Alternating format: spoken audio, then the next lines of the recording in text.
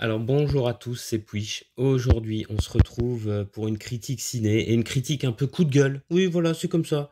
Un petit peu de coup de gueule, hein, en ces temps de Noël, parce que franchement, il y a vraiment des gros foutages de gueule. Et je parle, bien évidemment, de tous les foutages de gueule qui tournent autour de Rebel Moon. Donc Rebel Moon, partie 1, Enfant du Feu. Attention, très important, partie 1.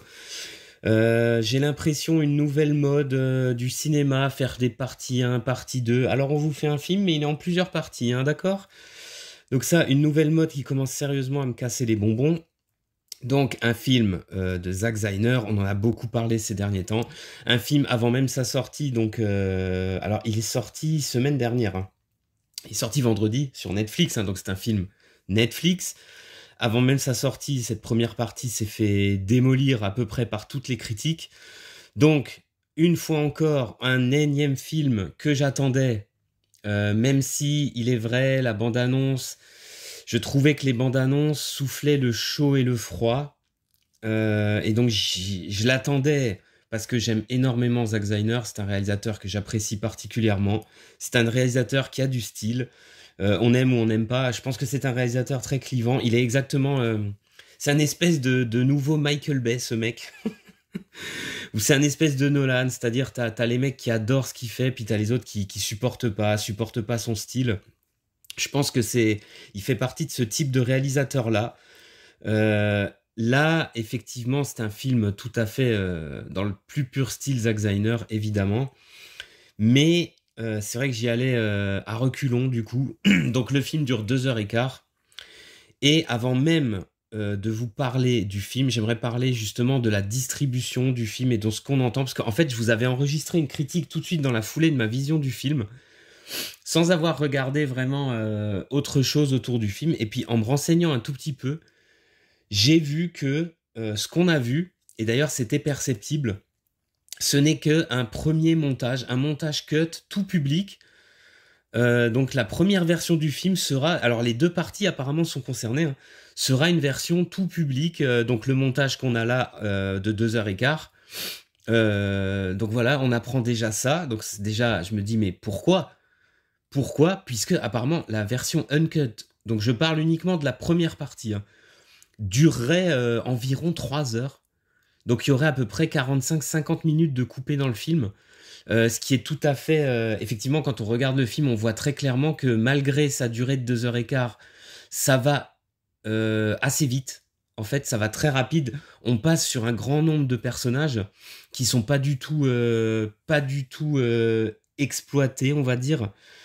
Même si on y reviendra, hein, quand on va critiquer le film à proprement parler. Donc déjà, voilà. Première incompréhension.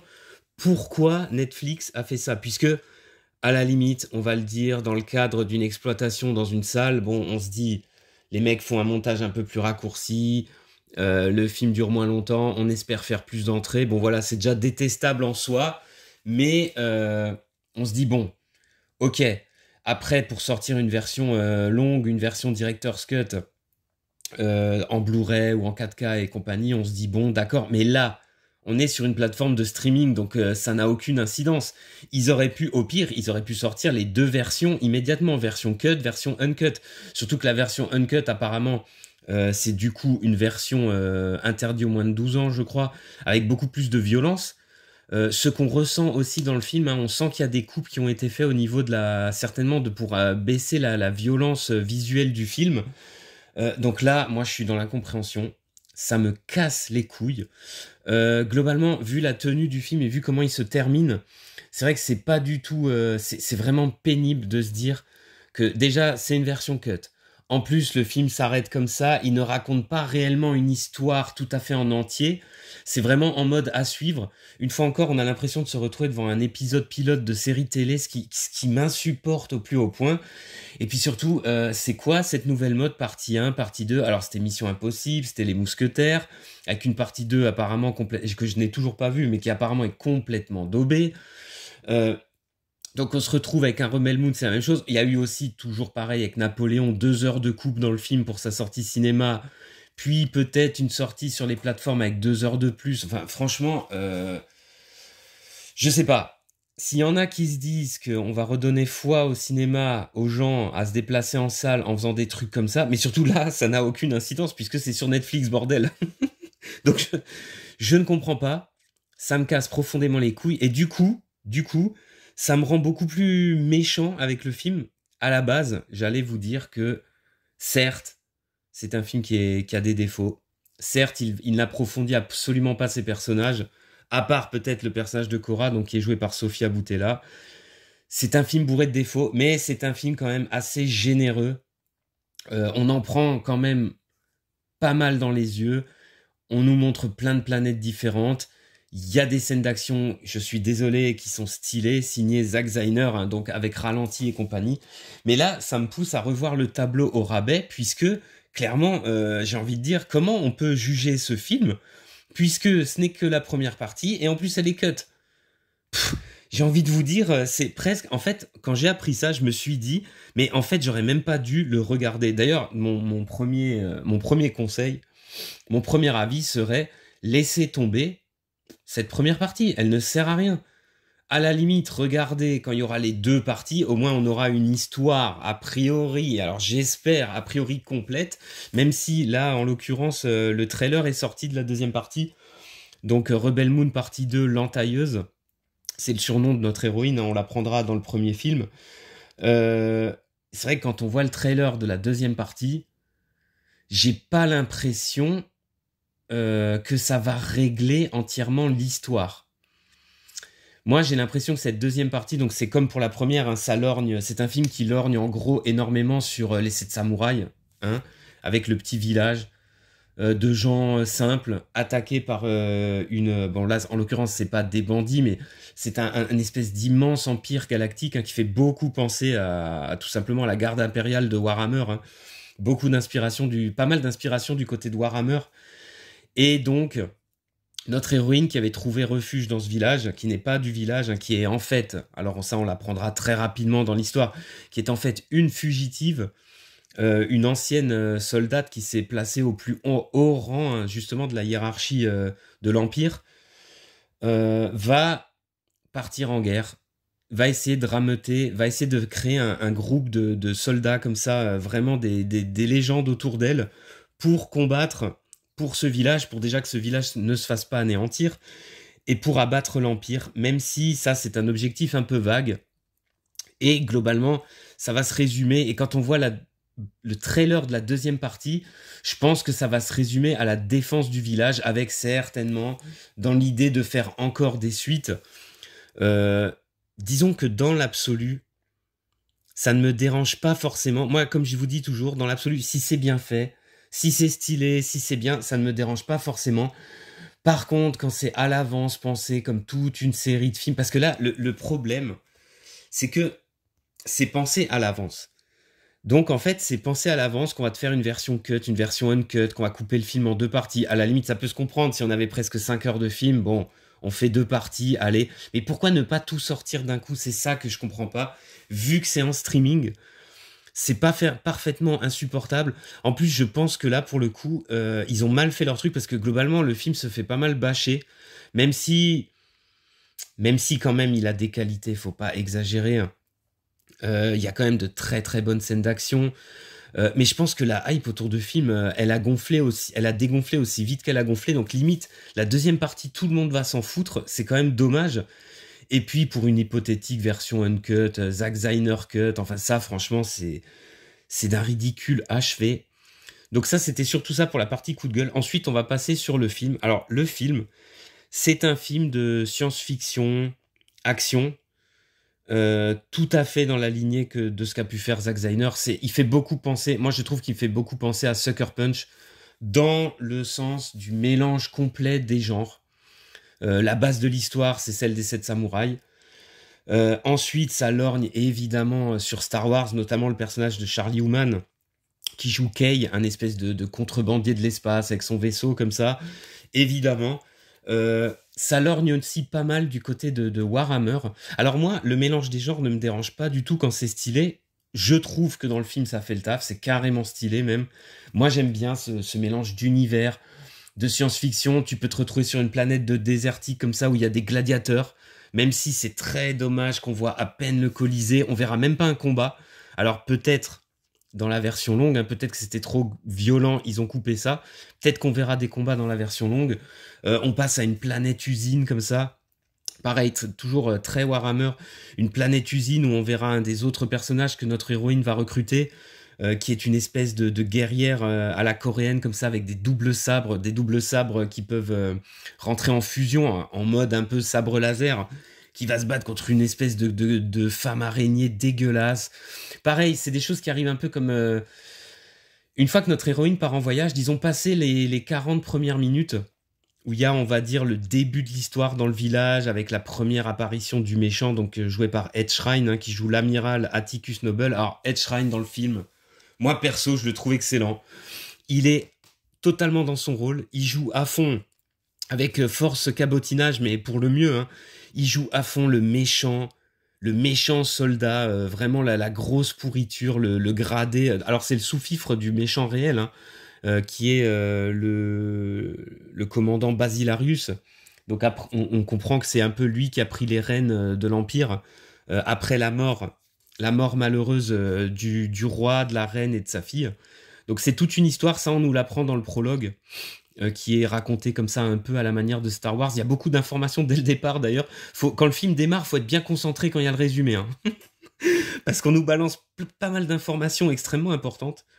Donc Ed Skrein, il est génial. Et c'est vrai qu'une fois que le personnage de Korra est parti en voyage, donc avec un autre personnage du village, Gunnar, qui commence leur voyage de recrutement, en fait, on va dire que tout le milieu du film et jusqu'au dernier tiers, hein, c'est ça. On va passer d'une planète à l'autre, d'un personnage à l'autre, ils vont le recruter. Moi, ça m'a beaucoup fait penser au shonen classique, hein, où notre héros va commencer son voyage et puis au fur et à mesure, il va rencontrer des compagnons. Ça fait très penser à des shonen comme ça. C'est un peu cousu de fil blanc, mais ça reste sympathique. On voyage, il y a de l'action, il y a des personnages. Alors justement, les personnages, venons-en, ils sont tous hyper stylés. C'est tous des espèces de héros, mais aucun n'est réellement approfondi. Alors, on a un général déchu, donc ça c'est le général Titus, qui est dans l'arène. Il est excellent, c'est dommage qu'on le voit pas plus. Il est ultra charismatique. Il est joué par l'acteur français là que j'aime. Merde, comment il s'appelle j'ai oublié son nom, mais c'est un super acteur. J'ai toujours aimé cet acteur. Très charismatique. On a le personnage de l'esclave là, l'espèce d'Indien là, l'esclave là, qui était sur pareil une espèce de planète désertique où il doit faire un concours de monter un griffon pour sortir pour pouvoir retrouver sa liberté. Pareil, une séquence très stylée, même si bien sûr c'est téléphoné. On sait très bien qu'il va réussir à choper le griffon. Le griffon en lui-même d'ailleurs, il est très très bien fait. Surtout quand il le caresse, je trouve il y a vraiment quelque chose. Le film oscille entre vraiment les effets spéciaux très beaux, très stylés, et puis des effets spéciaux un petit peu moins bien, des incrustations comme ça un peu, on se dit ouais bon c'est du studio, mais globalement je trouve que visuellement le film, alors si vous aimez le style Zack Snyder, donc lens flare, univers assez sombre, globalement c'est de la dark science-fiction comme ça, un peu dans le style, un peu le style métal hurlant, c'est très premier degré. Moi c'est quelque chose que j'apprécie énormément chez Zack Snyder. Le côté premier degré, moi, ça m'a toujours beaucoup plu. C'est ce que j'ai adoré dans Man of Steel. C'est ce que j'ai adoré par la suite, hein, dans Batman versus Superman, ou dans sa vraie version de Justice League. C'est le côté, on prend les super-héros et on met ça à la manière de DC Comics d'ailleurs, hein, ou DC Comics, moi je trouve que c'est l'erreur complète qu'ils ont fait par rapport à Marvel. C'est de vouloir foutre de l'humour de merde partout, parce que même quand vous lisez du DC Comics classique, on va dire, les dernières années, je suis plus tellement... Bah, c'est vrai que le côté sérieux ressort beaucoup plus. C'est beaucoup plus sérieux, premier degré. Et Zack Snyder, je pense qu'il avait tout compris. Moi, je suis totalement fan de sa vision du film de super-héros. Et puis, globalement, j'adore sa filmo. L'Armée des Morts, 300, évidemment, qui est du premier degré total pour un spectacle qui pourrait être sur le papier totalement risible. Et pourtant... ça fonctionne énormément. Et après, il m'avait pas mal déçu avec Army of the Dead. Il faut bien dire ce qui est. Je trouve qu'il est passé, mais totalement à côté du film. Un film de 2h30, il y a quasiment pas de zombies. Pourtant, les super zombies étaient excellents. Une histoire de braquage à Las Vegas, mais ça aurait pu être énormissime. Et je trouve qu'il est passé, mais totalement totalement à côté du film. C'est incroyable, mais peut-être qu'on y reviendra dans une autre critique. Et là, pour ce film-là, j'ai envie de dire, lui, derrière la caméra, il fait son taf habituel. Alors, il n'y a rien de transcendant. Il y a quand même, on peut le dire, moi je trouve, les scènes d'action, les ralentis. Moi, vous savez, je suis un fan invétéré de John Woo. J'adore les ralentis. Lui, c'est un petit peu un spécialiste. Donc là, c'est vrai que dans toutes les scènes d'action, il y a beaucoup de ralentis. Il le met un peu comme un gimmick. Mais je trouve que ça fonctionne tout à fait. Les plans sont souvent très beaux. Les personnages comme ça en pleine action qui tirent, qui butent les ennemis, qui font des sauts improbables comme ça, qui se jettent sur des vaisseaux géants avec des lances. Ah, franchement, c'est assez stylé. On voit pas mal de choses d'ailleurs dans la bande-annonce, hein, évidemment. Moi, je trouve que sur ce côté-là, le film ne pêche pas. Après, bien évidemment, même pendant le film, on se dit non, mais c'est sûr, il y a eu des coupes. Les personnages ne sont pas du tout approfondis. Ils n'ont pas vraiment de psychologie, à part le personnage de Cora, à part peut-être le personnage de Gunnar, voilà. Mais sinon, les autres, Charlie Human, il est très charismatique, c'est un putain d'acteur, je l'adore. Il avait un rôle en or dans le rôle du contrebandier, là, dans le Han Solo de l'équipe. Et pourtant, lui, c'est pareil. Sur la fin du film, il va faire quelque chose d'un seul coup comme ça. On se dit, mais ouais, ça atterrit comme ça, comme un cheveu sur la soupe. Je pense que ça, dans les 3/4 d'heure qui manquent, je pense qu'il y a énormément de... Il doit y avoir énormément de dialogues, je suppose, ou de passages où on approfondit un peu tous les personnages. Même si, chacun dans leur rôle, ils sont iconisés. On comprend, en fait, c'est ça le truc.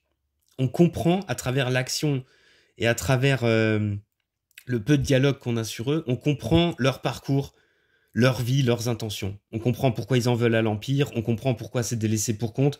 En fait, on comprend le personnage, et ça c'est très bon, on n'a pas besoin non plus de longs dialogues, c'est pas une série télé justement, mais malgré tout, ils sont totalement sous-exploités, notamment je trouve dans la dernière scène d'action, c'est une scène où ils sont tous en groupe, ils vont tous se battre contre une légion de l'Empire et un gros vaisseau spatial, et en fait, ils sont totalement sous-exploités. La plupart, on les verra quasiment pas se battre. Alors moi, je pense que je mets ça sur le compte effectivement de la version cut.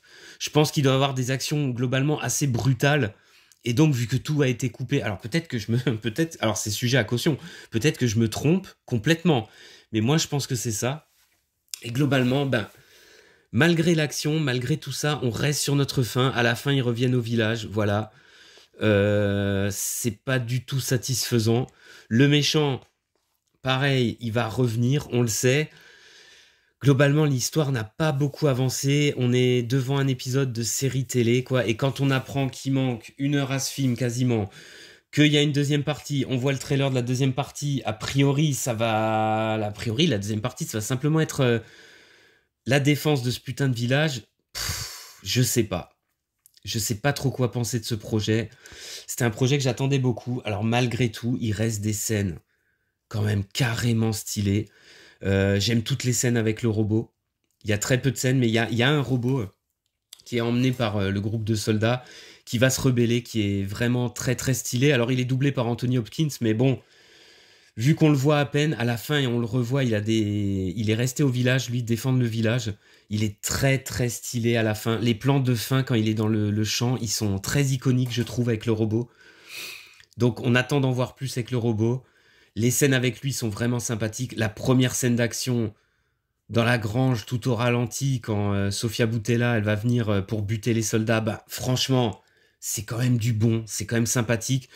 Tout le combat final, il est quand même vraiment cool. On a droit à un vrai combat final, même si le méchant, en fait, comme je vous l'ai dit, va revenir, on le voit tout de suite après. D'ailleurs, le méchant qui va se faire soigner dans un mélange de... C'est là où je vous dis, c'est totalement un mélange des genres. Dans un mélange de bulles de soins à la Star Wars, Dark Vador et en même temps Dragon Ball Z, quoi. Ça fait penser un peu à tout ça.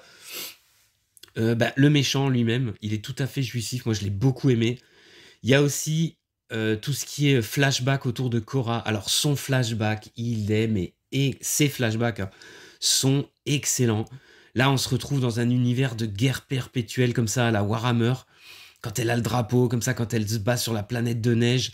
Ouais, là, on croirait vraiment une représentation de Warhammer 40 000 avec la garde impériale.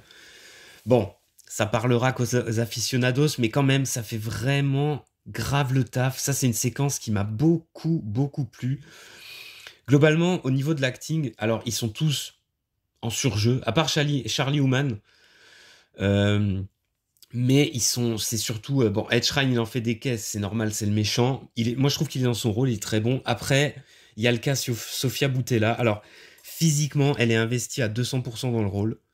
Elle fait le taf, il n'y a pas de souci. Par contre, c'est vrai qu'elle aussi, elle en fait des caisses sur la meuf qui s'en veut. On sent qu'elle a un passé très lourd. Ouais, vraiment, elle en fait beaucoup, beaucoup trop, je trouve. C'est limite, c'est pas limite, c'est caricatural. Elle en fait beaucoup trop. On a plus envie de voir le côté d'elle guerrière que chialeuse. Mais bon, elle est quand même. Globalement, elle porte une grande partie du film sur ses épaules. Elle le porte assez bien. Bon, voilà, ça passe. C'est pas la performance du siècle, mais c'est sympa. Faut pas oublier qu'on est dans un film de science-fiction, d'action à gros budget. Donc c'est quand même. Les deux parties ont coûté 170 millions, un truc comme ça, hein. Donc c'est quand même du gros, gros budget, hein, mine de rien, même si c'est pour faire deux films. Et puis voilà. Bah, on a fait à peu près le tour. Moi, je trouve qu'il y a quand même une sensation d'arrière-goût de pisse, hein. On s'est fait niquer sur ce coup-là, on s'est fait niquer. Par contre, au niveau des critiques, les mecs qui le descendent, bon, je sais pas, des fois je me dis, qu'est-ce que vous voulez, quand c'est du premier degré, vous aimez pas, quand c'est de l'humour de merde à la Marvel, vous aimez pas. Alors, bien sûr, vous me direz, oui, mais puis nous, ce qu'on aimerait, c'est des bons films. Mais j'espère qu'ils vont arriver. J'ai même pas vraiment hâte de voir la deuxième partie. Du coup, le trailer ne me hype pas du tout. Même s'il va y avoir de l'action, c'est certain. Ouais, je reste quand même très dubitatif sur le projet en lui-même. Moi, ce que j'aimerais voir maintenant, c'est la version complète de tout ce bordel. Mais franchement, je pense que c'est un rendez-vous manqué. C'est bien dommage. Globalement, je suis assez déçu. Et puis voilà, la distribution carton rouge, mais carton rouge à Netflix, franchement, mais c'est n'importe quoi. Après, je sais qu'il y a aussi eu, j'en ai pas parlé, il y a aussi eu toute une histoire de racisme, wokisme autour du film. Alors c'est vrai que ça aussi, j'y ai pensé un petit peu à la vision du film, parce que c'est vrai que le groupe, bah ouais, il y a vraiment, ça tape à tous les râteliers, hein. Il y a du black, il y a de l'asiate, il y a de l'arabe, en fait, il y a tout ce que tu veux. Il y a toutes les nations que tu veux. Bon, il y a quand même du blanc, donc il faut pas trop exagérer. Après, l'Empire, c'est clairement un groupe militaire, un empire galactique de blanc, hein. Bon, ça, c'est clair. Après, bon, vu que, comment dire, dans le fond, ça me dérange pas trop, parce que je trouve que dans le film, c'est pas vraiment mis en avant. C'est pas du wokisme vraiment ultra pénible qu'il peut y en avoir. D'ailleurs, il n'y a pas de personnage gay ou je ne sais quoi, je crois pas, hein, ou j'ai pas fait attention. Même si Ed Sheeran, il a l'air d'avoir une sexualité un petit peu bizarre. Dans une scène pareille qu'on sent qu'il a été coupé avec des tentacules, je sais pas trop ce qu'il fait. C'est assez bizarroïde. Une scène vraiment assez ouf, hein. Avec le monstre là, c'est assez bizarre ce qu'il fait dans sa cabine de son vaisseau. J'ai pas envie d'en savoir plus forcément là pour le coup. Mais non, on y pense. On se dit, ouais, ils les ont choisis. Allez, on va mettre toutes les ethnies. Ok, bon. Mais sinon, globalement, disons que si c'était que ça le défaut du film, je vous dirais, écoutez, on passe outre. Mais bon, il y a quand même d'autres problèmes plus importants. Alors, c'est vraiment dommage. Moi, perso, j'adore Zack Snyder. Je vous conseille plutôt, si vous n'avez pas vu vraiment ces films, de vous mater L'Armée des Morts. Vous matez 300, voire évidemment Man of Steel, qui est une tuerie. Pour moi, Zack Snyder Justice League, c'est une tuerie absolue. Euh, on reviendra peut-être sur sa filmo plus en détail. En tout cas, on va s'arrêter là pour Rebel Moon, et je vous dis à plus pour de prochaines critiques.